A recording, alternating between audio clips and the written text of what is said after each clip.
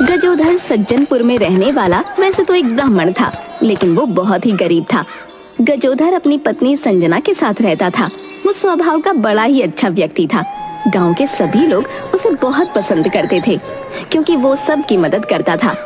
एक बार गांव की पंचायत में गजोधर और संजना की हालत अच्छी नहीं है। बेचारा किसी से कुछ कहता तो नहीं, परंतु उसकी स्थिति हम सब जानते हैं। सही कह रहे हो मोहन, हम सबको मिलकर गजोधर और संजना के लिए कुछ करना चाहिए। आखिर बच्चे तो वो हमारे ही गांव के हैं।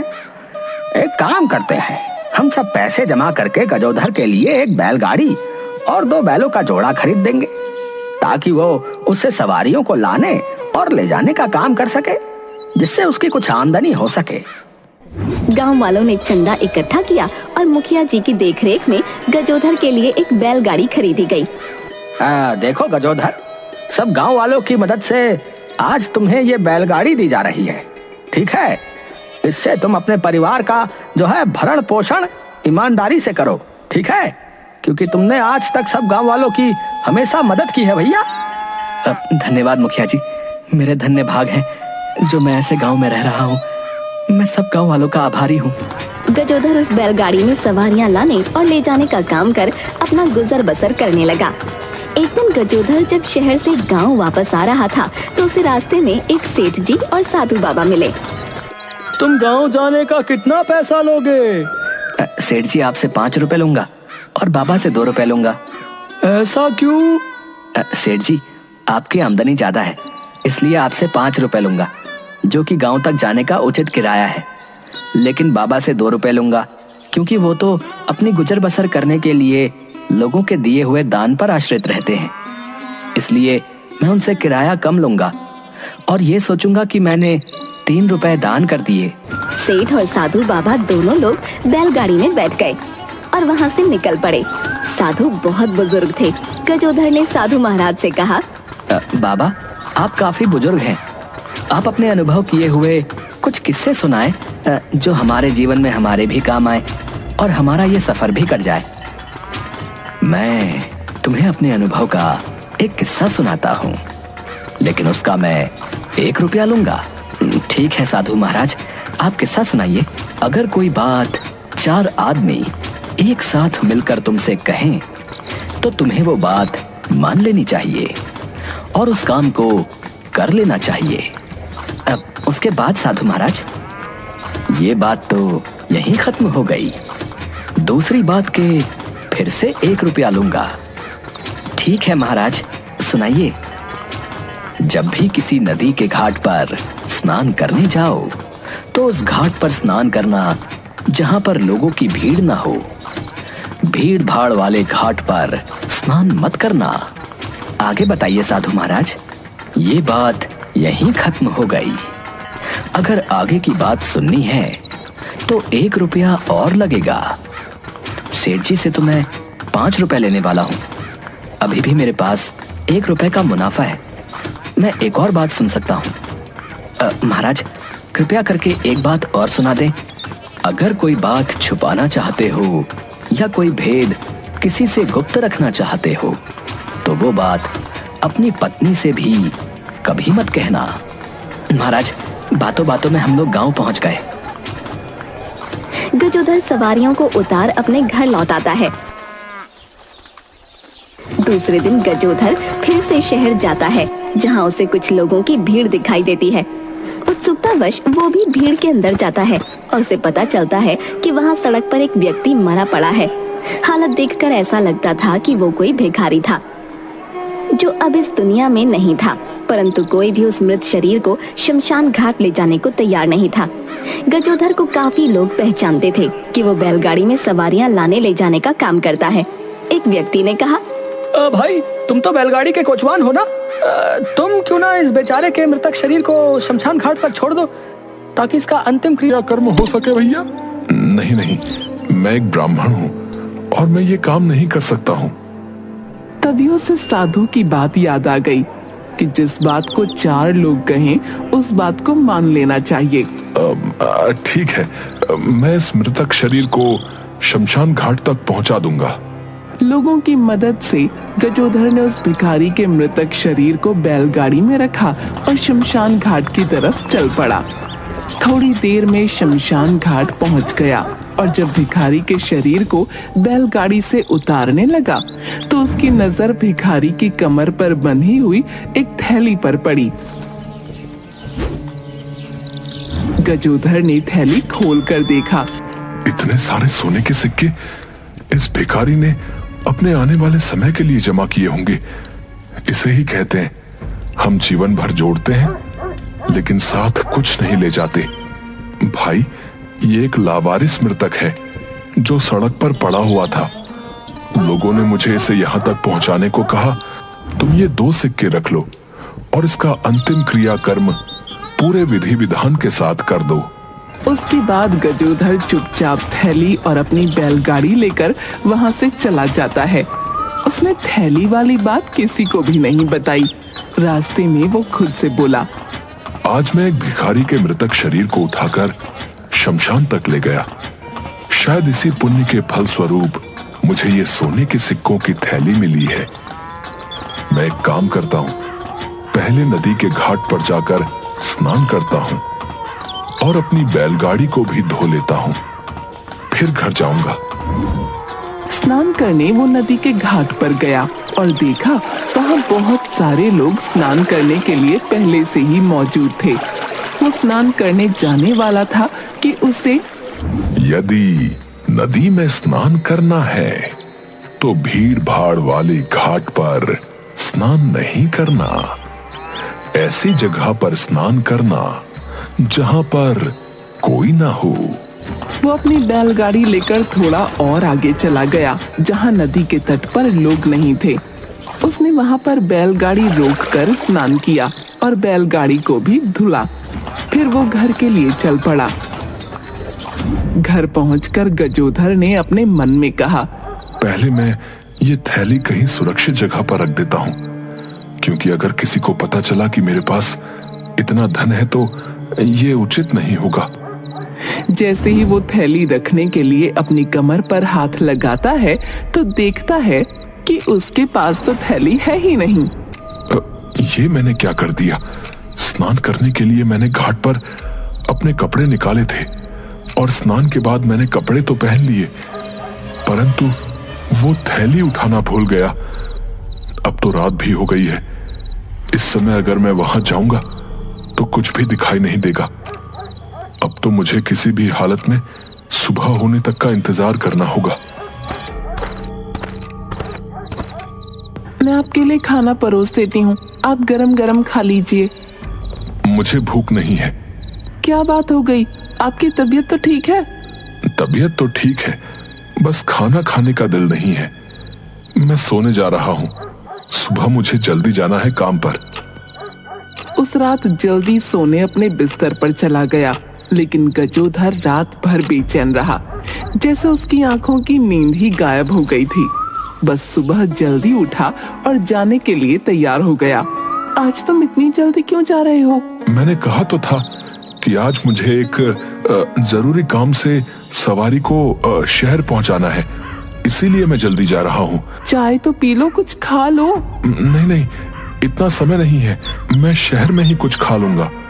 तुम फिक्र मत करो, बस अपना ध्यान रखना। गजोधर घाट के लिए निकल पड़ा। रास्ते में गजोधर खुद से बोला, भगवान, बस मुझे वो थैली वापस मिल जाए। लेकिन अगर वो थैली मुझे नहीं मिलती है तो मैं ये समझ लूंगा कि वो मेरी किस्मत की नहीं थी। वो नदी के घाट पर पहुंचा तो उसने देखा कि थैली वहीं पर रखी हुई है, क्योंकि उस घाट पर कोई आता नहीं था, इसलिए थैली पर किसी की नजर नहीं पड़ी और वो थैली सुरक्षित रही। अच्छा हुआ जो मैंने साधु महाराज की बात मानी। अगर मैं भीड़ भाड़ वाले घाट पर नहाने जाता तो अवश्य मेरी थैली किसी और को मिल जाती और मेरे हाथ आया हुआ मेरे मुंह भी नहीं लगता। आपका लाखों करोड़ों धन्यवाद साधु महाराज, जो आपने अपने अनुभव से बातें बताई थी, सच में जीवन में काम आ रही हैं। अब मैं जल्दी घर जाकर इस थैली को किसी सुरक्षित जगह पर छुपा देता हूँ। और फिर जरूरत के अनुसार थोड़ा थोड़ा धन खर्च करूंगा।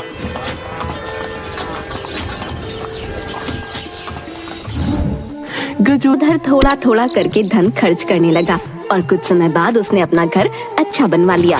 परंतु बैलगाड़ी में सवारी लाने ले जाने का काम उसने नहीं छोड़ा। गजोधर के पड़ोस में रहने वाला धनीराम गजोधर की तरक्की देखकर उससे ईर्ष्या करने लगा। एक दिन धनीराम अपनी पत्नी कलावती से बोला, मुझे एक बात समझ में नहीं आती है कि ये गजोधर जो है बैलगाड़ी में सवारियों को लाने ले जाने का काम करता है, फिर भी इसने अपना घर कितना अच्छा बनवा लिया है भाई। और जहाँ पहले उनके पास जो है खाने को भी नहीं रहता था, आज देखो उनकी स्थिति कितनी अच्छी हो गई है। बात तो आप सही कह रहे हैं। भला बैलगाड़ी में सवारी लाने ले जाने का काम करने से इतने पैसे थोड़े मिलते हैं। और उस संजना को तो देखो, पहले कैसे फटी पुरानी साड़ियाँ पहनती थी और अब शहर से लाई हुई चमकती हुई साड़ियाँ पहनती है वो। हमें पता लगाना होगा इन सब के पीछे राज क्या है, समझ रही है ना।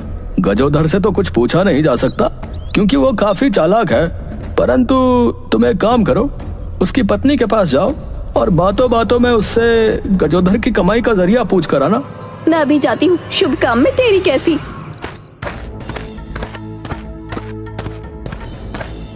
कलावती भाभी, आज आप रास्ता कैसे भूल गई? बहन संजना, कितने दिनों से सोच रही थी तुम्हारे यहाँ तुमसे मिलकर आऊं। आप तो हमारे घर कभी आती नहीं, हम गरीब जो ठहरे। नहीं नहीं संजना, ऐसी बात नहीं है, बस घर के कामों से समय ही नहीं मिलता। बहन, तुम्हारे दिन तो अचानक बदलने लगे हैं। अब तो तुम्हारा घर भी बड़ा हो गया है और सुंदर बन गया है। तुम्हारी स्थिति तो पहले से बहुत अच्छी हो गई है। पर ये तो बताओ, ये सब हुआ कैसे? ये तो मैं नहीं जानती, लेकिन मेरे पति बहुत मेहनत करते हैं। अरे बहन, तुम नहीं जानती इन पतियों को। अपनी सारी बातें हमें थोड़ी ना बताते हैं, लेकिन हमारा फर्ज बनता है कि हमें हर बात पता होनी चाहिए। आप सच कह रही हैं भाभी, मैं तो कभी कुछ पूछती ही नहीं हूँ। यही तो गलती करती हो बहन, तुम बहुत भोली हो। इसलिए मेरा फर्ज बनता है तुम्हें समझाना। तुम्हें सब पता होना चाहिए कि तुम्हारा पति करता क्या है, कहाँ जाता है, कहाँ से पैसे लाता है। कहीं वो गलत संगत में तो नहीं पड़ गया ना, जो अचानक इतना धन आने लगा। सही कह रही हैं भाभी आप, मैं आज से ही पूछती हूँ, आखिर इतना धन आता कहाँ से है? शाम को जब गजोधर घर आता है, आज आपको मुझे बताना ही होगा, आप पैसे कहाँ से कमाते हैं? बैलगाड़ी चलाकर इतने पैसे कमाना मुमकिन नहीं है। गजोधर बहुत समझदार था, उसने मन ही मन सोचा, हो ना हो, किसी ने मेरी भोली भाली पत्नी को भड़का दिया है। तुम नहीं जानती मैं कितनी मुश्किल से झूठ सच बोलकर तुम्हारे लिए ये धन कमाता हूँ, क्योंकि मैं नहीं चाहता कि तुम मेरे साथ और गरीबी में रहो। तो आप मुझे सच सच बताइए ना, आप ये धन कैसे कमाते हैं? मैं रोज शहर जाता हूँ और कितनी मुश्किल से झूठ सच बोलकर ये धन कमाता हूँ। शहर की कोतवाली में बहुत सारे मुकदमे होते हैं, जिसमें कोतवाल साहब मुझे उन मुकदमों में गवाही देने के लिए कहते हैं, जिसके लिए वो रोज मुझे 2000 रुपए देते हैं। संजना गजोधर की बातों से संतुष्ट हो गई और उसने कहा, मुझे माफ कर दीजिए, आपको मेरी वजह से कितना कुछ करना पड़ता है। दूसरे दिन संजना कलावती को सारी बातें बताती है और कलावती अपने पति धनीराम को। अच्छा, तो ये बात है, मैं भी कल से शहर जाऊंगा और ऐसे ही रोज के रोज 2000 रुपए कमा कर लाऊंगा और बहुत जल्द उस गजोधर से अमीर बन जाऊंगा। हाँ, ये सही रहेगा, हमें भी जल्द से जल्द पैसे जोड़ने होंगे। दूसरे दिन धनीराम कोतवाली पहुंच जाता है और अंदर जाने से डरता है, इसलिए बाहर ही वो चक्कर लगाने लगता है। एक सिपाही धनीराम को इधर उधर चक्कर लगाते देखता है और उसे उस पर कुछ संदेह होता है। वो धनीराम को पकड़कर कोतवाल के सामने ले जाता है। हाँ भाई, अरे कौन हो तुम और कोतवाली के बाहर चक्कर क्यों लगा रहे थे? जी कोतवाल साहब, मैं तो यहाँ बस वो आपके काम के लिए। अरे भाई, जो पूछ रहा हूँ उसका सही सही जवाब दो, वरना ये डंडा देखा है? जी साहब, मैं तो यहाँ सच्ची झूठी गवाही देने के लिए आया हूँ। आप मुझे जिस मुकदमे में गवाही देने को बोलेंगे मैं दे दूंगा। क्या कहा तुमने? सच्ची झूठी गवाही? जी साहब, आप मुझे 2000 की जगह 1500 भी दे देंगे तो भी मैं खुशी खुशी ये काम कर लूँ।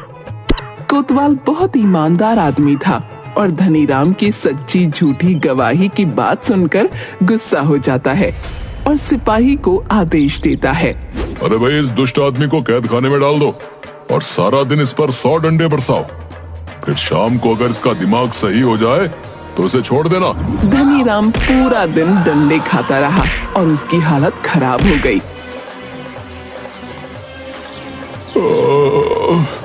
अरे कोतवाल साहब, अब गलती से भी कभी झूठी गवाही देने की नहीं सोचूंगा।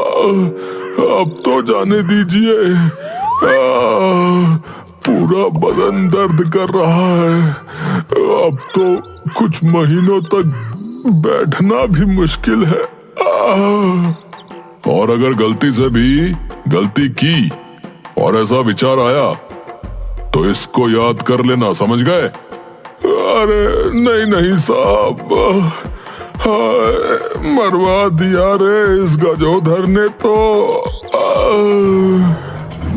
शाम को जब वो घर जाने के लिए बाहर निकला तो वो ये समझ चुका था कि गजोधर एक बहुत चतुर इंसान है और उससे दुश्मनी लेना ठीक नहीं है। अरे ये गजोधर और उसकी पत्नी बहुत चतुर है, इनसे दूर रहना ही सही रहेगा।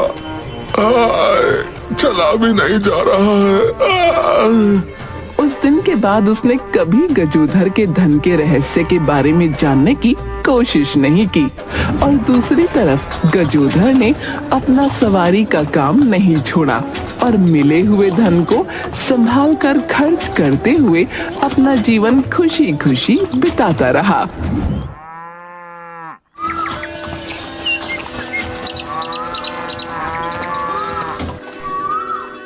अरे आप सोए नहीं अब तक? वो सरपंच जी की पत्नी ने रोक लिया था। जयमाला देख कर ही जाना। लड़का तो हीरा था, IAS अधिकारी था वो। दोनों की जोड़ी बहुत अच्छी लग रही थी। हाँ सुनीता, मैंने देखा उन्हें। काश हमारा बेटा भी IAS अधिकारी बन जाए, बस यही सोच रहा हूँ तब से। भगवान पर विश्वास रखो, सब ठीक हो जाएगा। हाँ, उन्हीं पर भरोसा है। इस साल वो 12वीं पास कर लेगा। कॉलेज में पढ़ाई के लिए उसे शहर भेजना है। लेकिन उसके लिए पैसे कहाँ से आएंगे? इस बार फसल बहुत अच्छी हुई है। अगर इसी तरह 5-7 साल फसल अच्छी हो गई तो बंकू की पढ़ाई के लिए नहीं सोचना पड़ेगा। कल फसल की कटाई भी करवानी है। हे राम जी, हमारे इस सपने को पूरा कर देना। हमें आपसे और कुछ नहीं चाहिए। अरे बाहर ये कोलाहल कैसा है? कहीं शादी में कोई गड़बड़ तो नहीं हो गई? रुको, मैं अभी पता करता हूँ। तभी बंकू बदहवास दौड़ते हुए आता है। पिताजी, पिताजी, गजब हो गया। अरे बेटा, तू हाँफ क्यों रहा है? बाहर ये शोर कैसा है? पिताजी, हमारे खेत में आग लग गई है। बारात वालों की पटाखों से शायद आग लग गई। ओह, बहुत बुरा हुआ। हमें खेत पर जाना होगा अभी। देखो जी, ठीक से जाना। तुम्हारी तबीयत ठीक नहीं लग रही। बंकू, तू पिताजी के पीछे पीछे जा। रतन और बंकू दोनों दौड़ते हुए अपने खेत पर पहुंचते हैं। वहां काफी भीड़ लगी हुई थी। कोई धूल मिट्टी से तो कोई पानी फेंककर खेत में लगी आग को बुझा रहा था। हटो हटो, मुझे आगे जाने दो। हे भगवान, ये क्या हो गया? मैं तो पूरी तरह बर्बाद हो गया। रतन, आगे मत जाओ। आग भयानक रूप ले चुकी है। भगवान पर भरोसा रखो, वो सब ठीक कर देंगे। नहीं पंडित जी, अब कुछ नहीं हो सकता। मैं तो पूरी तरह से बर्बाद हो गया। रतन वहीं पर गिर पड़ता है। अरे कोई पानी मारो रतन को, लगता है बेहोश हो गया। रतन को बंकू और ज्ञानचंद मिलकर घर ले आते हैं। करीब 1 सप्ताह तक घर में मातम छाया रहता है। तभी 12वीं क्लास का रिजल्ट पेपर में आता है। बंकू का दोस्त दीपू दौड़ता हुआ रतन के घर आता है। बंकू, रिजल्ट आ गया है।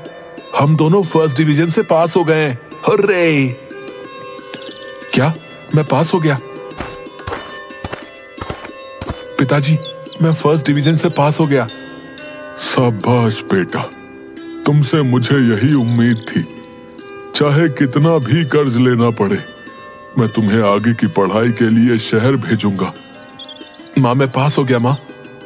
जुग जुग जियो बेटा, भगवान सदा इसी तरह तुम पर कृपा बनाए रखें। रात में सोते वक्त बंकू की आगे की पढ़ाई के बारे में क्या सोचा है आपने? हमारे पास तो खाने के लिए भी पैसे नहीं हैं, फिर उसका शहर में पढ़ाई का खर्च कहाँ से आएगा? अपना खेत गिरवी रख देंगे। क्या? अगर खेत गिरवी रख दोगे तो खेती कहाँ करोगे? पैसे कैसे चुकाओगे और हम खाएंगे क्या? शहर जाकर मजदूरी करेंगे। दूसरे दिन रतन सेठ करोड़ी मल के पास जाता है।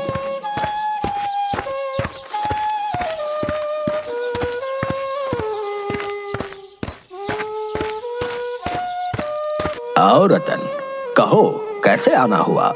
सुना है बेटा फर्स्ट डिवीजन से पास किया है। हाँ सेठ जी, सब आप लोगों की कृपा है।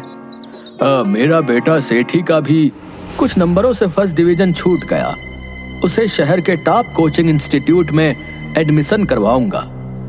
खैर छोड़ो, और बताओ कैसे आना हुआ? मैं भी बेटे को शहर में पढ़ाना चाहता हूँ, पढ़ा लिखा कर IAS बनाना चाहता हूँ। हाँ, बहुत अच्छा सोचे हो, लेकिन आपसे तो मेरी माली हालत छिपी नहीं है, इसलिए मुझे 5 लाख रुपए की जरूरत है। आप चाहे तो मेरे खेत गिरवी रख लें। दरवाजे के पीछे से दोनों की बातें सुन रही सेठ करोड़ी मल की पत्नी मंजूरी सेठ को बुलाती है। सेठी के पापा, जरा अंदर तो आना। क्या कह रही हो भाग्यवान? ये तो रतन है ना, इसकी ये औकात कि हमारी बराबरी करे। शहर में बेटे को पढ़ाकर IAS अधिकारी बनाएगा। इसे पैसा नहीं देना। ऐसा करता हूँ कि इसे इतना सूद बोल देता हूँ कि चला जाएगा। ठीक है। हाँ तो रतन भाई, देखो, अभी मेरे पास पैसे नहीं है, सब मार्केट में दिया हुआ है, लेकिन चूंकि तुमने पहली बार मुंह खोला है, इसलिए कुछ उपाय कर सकता हूँ। सेठ जी, कोई भी उपाय कीजिए, लेकिन पैसे मुझे चाहिए। शहर में मेरा एक दोस्त है जो पैसे लगाता है, लेकिन वो बहुत ऊंची दर पर सूद लेता है। मुझे सब मंजूर है। ठीक है, तो कल आकर पैसे ले जाना। अच्छा। करोड़ी मल 1 साल का सूद काट कर 3 लाख रुपए रतन के हाथ में देता है। बंकू और सेठी एक ही कॉलेज में पढ़ते हैं और एक ही कोचिंग में पढ़ते हैं। देखते देखते 3 साल बीत जाते हैं। सूद समय पर न दे सकने के कारण रतन का घर और खेत करोड़ी मल के हो जाते हैं। चलो सुनीता, दिल्ली चलते हैं। ये दिन ही देखना बाकी रह गया था। पुरखों की जमीन भी अब पास नहीं रही। कहाँ जाओगे? जब से शादी हुई है मैंने आज तक तो आपको शहर जाते ना देखा। ये दिन भी तो नहीं देखा था। अब तो भगवान के सहारे ही जी रहे हैं। करीब 8 घंटे रेलगाड़ी चलने के बाद दिल्ली पहुंचती है। वहां से वो पैदल ही काम ढूंढने निकल पड़ते हैं। रुक जाओ, अब नहीं चला जाता, दम फूल रहा है मेरा। अरे, तुम्हारे पैर कितने फूल गए हैं और उनसे खून भी निकल रहा है। रतन सरकारी अस्पताल में सुनीता को भर्ती करवाता है। जो पैसे थे सब दवाई में खर्च हो जाते हैं। वो एक झुग्गी चाल के मालिक लाला सेठ से मिलता है। लाला सेठ जी, खैराती अस्पताल में आपका बहुत नाम सुना है। मैं रतन हूँ, आज ही अपनी पत्नी के साथ गांव से आया हूँ। न पैसे हैं न रहने का ठिकाना, कृपया मदद करें। देखो रतन, मेरे पास कुछ रिक्शा है, तुम चाल में रह सकते हो, रिक्शा चलाकर गुजारा कर सकते हो, लेकिन किराया टाइम पर लूंगा, याद रखना। कुछ दिन बाद ज्ञानचंद दिल्ली आता है।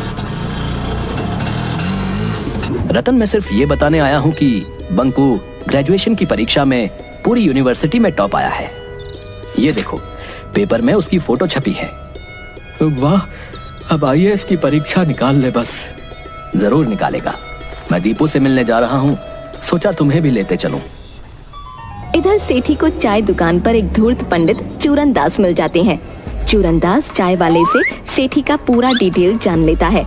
क्यों बच्चा, एक हाथ में सिगरेट, दूसरे में चाय का गिलास, लगता है तुमने परीक्षा नहीं किया है पास। हाँ बाबा, पर आपको कैसे मालूम? दिव्य दृष्टि बेटा, मेरे पास दिव्य दृष्टि है जो तुम्हारा भूत, वर्तमान और भविष्य तीनों देख सकती है। अच्छा, तो मेरे बारे में और क्या देख रही है आपकी दिव्य दृष्टि? मैं तो ये भी देख रहा हूँ कि तुम्हारे ही गांव का एक लड़का यूनिवर्सिटी में किया है टॉप और तुम हो गए हो स्टॉप। तुम्हें सता रहा है बाप का डर, जी कर रहा है कि जाए मर। बाबा आप तो अंतर्यामी हो, मुझे बचा लो। मैंने पापा का लाखों रुपया फूंक दिया है, आप मुझे बचा लो। आप मुझे पापा से बचा लो, आप जितना कहोगे उतने रुपए दूंगा। ठीक है, लेकिन इसके लिए तुम्हें अपने घर परिवार के बारे में हर छोटी बड़ी चीज मुझे बतानी होगी। ठीक है, मैं A to Z बताऊंगा, लेकिन मुझे पापा की डांट से बचा लो बस। ठीक है, तो मैं भी वादा करता हूं कि तुम्हें डांट तो दूर, तुम्हारी आरती उतारी जाएगी।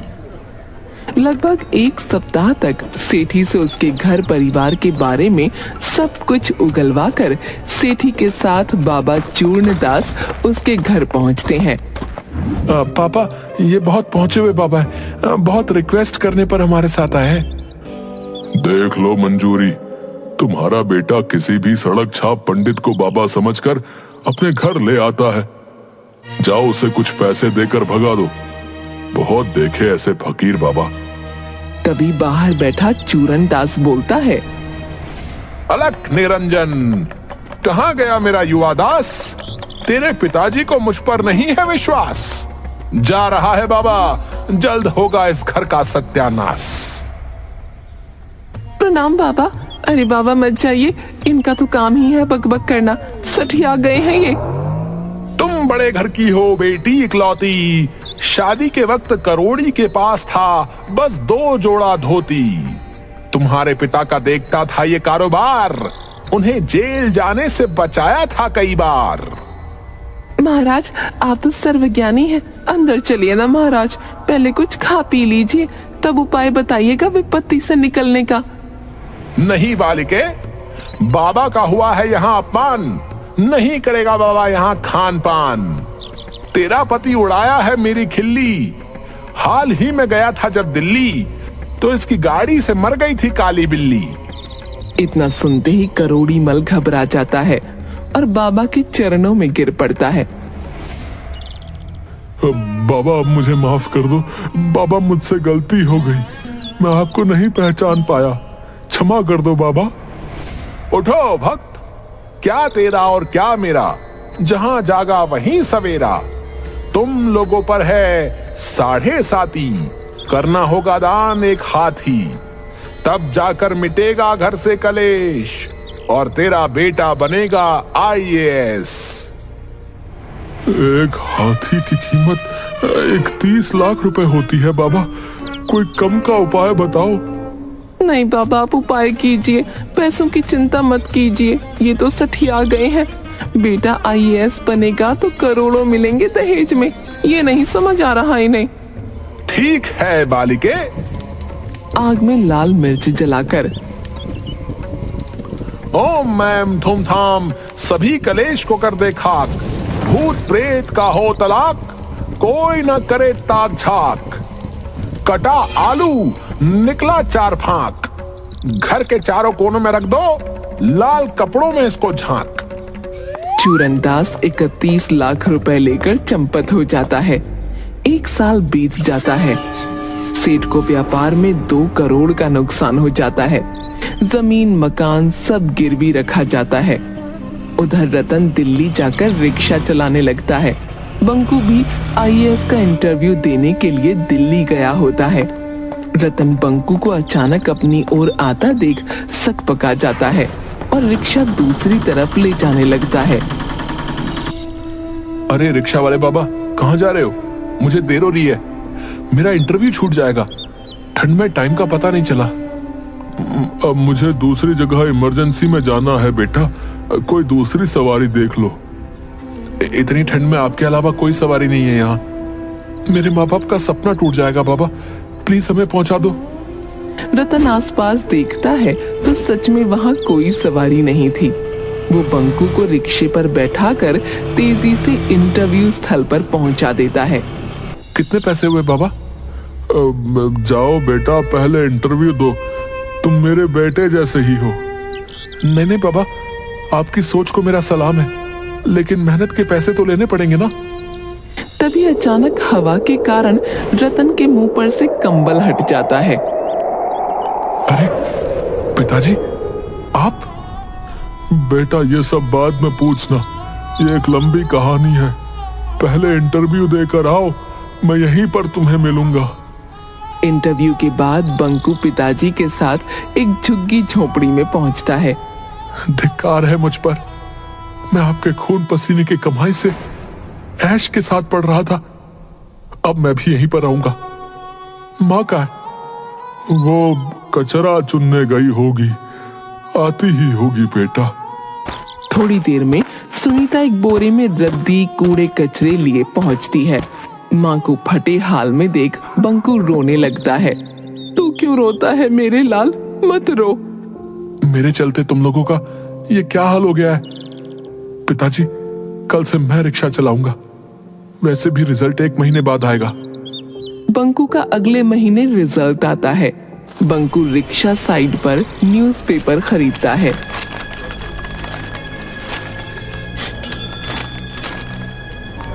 अरे मेरा रिजल्ट आ गया। पिताजी के पास पहुंचकर, पिताजी मेरा सिलेक्शन हो गया।